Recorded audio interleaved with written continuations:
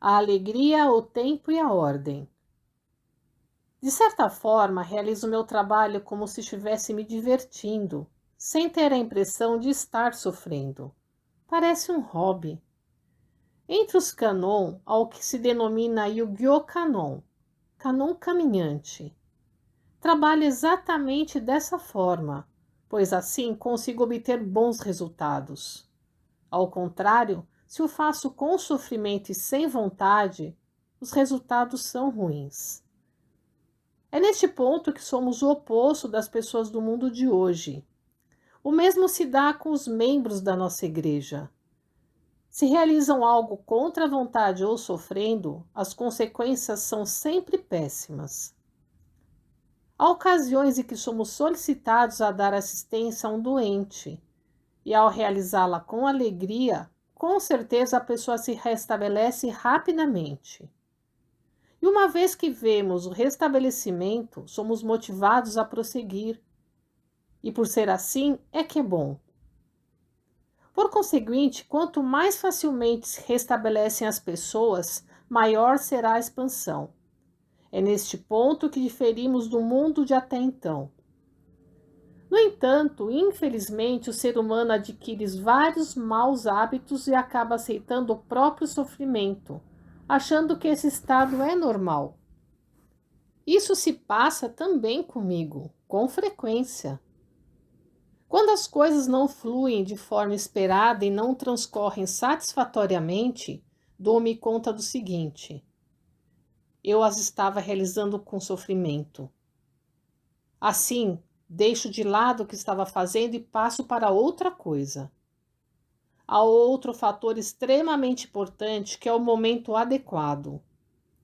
Mesmo em se tratando de um plano bem elaborado ou de uma atividade que achamos que dará certo, se ambos forem colocados em ação prematuramente, o resultado não será satisfatório.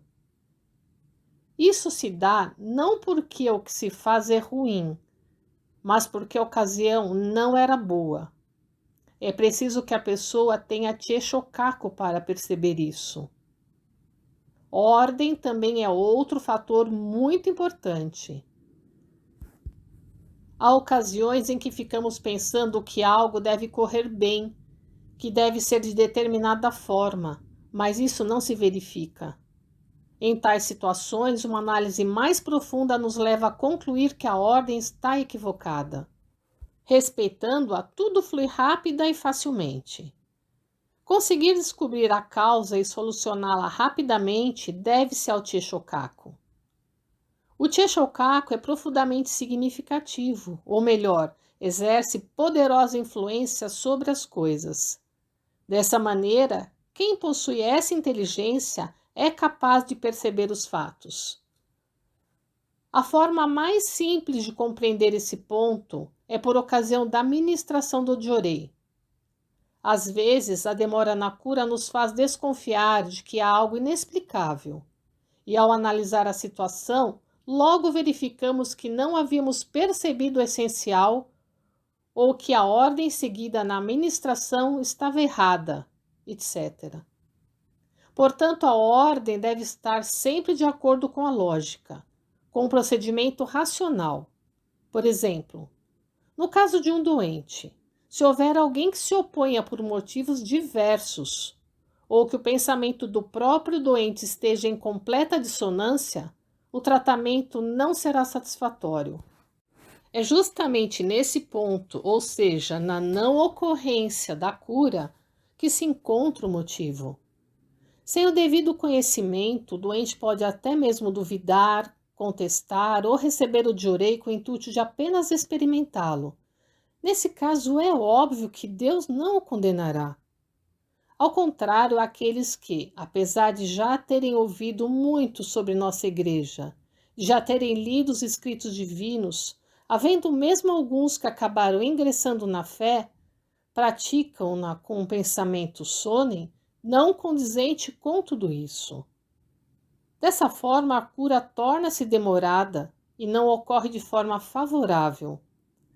Para esses casos existe um motivo lógico, ou seja, quando as pessoas que duvidam são curadas rapidamente, enquanto que as que possuem fé demoram mais, o motivo é este que apresentamos. Por mais que vacilem, isso é perdoável porque as pessoas nada sabem. Não obstante, as que continuam duvidando mesmo após terem presenciado os fatos, verão que nada ocorrerá como desejado. Analisando bem esses casos, notamos que os mesmos estão perfeitamente de acordo com a lógica. O Tie Shokaku faz com que a pessoa descubra e compreenda rapidamente a referida lógica.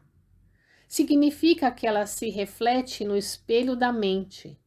Assim, se o espelho se encontra embaçado, o reflexo não será bom. Mantendo-se o espelho sempre polido, a descoberta será sempre mais rápida. Desejo apresentar um ponto na fé que, em geral, não recebe a importância devida, mas que é de suma relevância. No budismo, Buda Sakyamuni referiu-se por diversas vezes à inteligência. É a isso que me refiro. As pessoas que obtiveram certo grau de inteligência são denominadas iluminadas e grandes iluminadas. Estas últimas são as mais elevadas. Assim sendo, Buda Sakyamuni afirmou que Bosatsu é aquele que alcançou a percepção verdadeira e Nyorai é o grande iluminado. Assim sendo, podemos concluir que a percepção vem a ser a própria inteligência. Por esse motivo, há pessoas que conseguem perceber e descobrir as coisas rapidamente por serem iluminadas e por possuírem poucas nuvens espirituais. Assim sendo, o melhor meio para manter esse estado de poucas máculas e de pureza da alma é a prática constante da leitura dos escritos divinos. Mesmo lendo os escritos divinos, os pontos que antes não se compreendiam claramente passam a ser aprendidos na próxima leitura ou depois de algum tempo. É isso! Que maravilha! Está tudo tão claro, porque eu não conseguia compreender. Isso se dá porque, na leitura anterior, o espírito estava nublado. Assim sendo, à medida que as nuvens espirituais vão sendo eliminadas, a pessoa passa a compreender melhor. Coletânea de Ensinamentos número 29, em 5 de dezembro de 1954.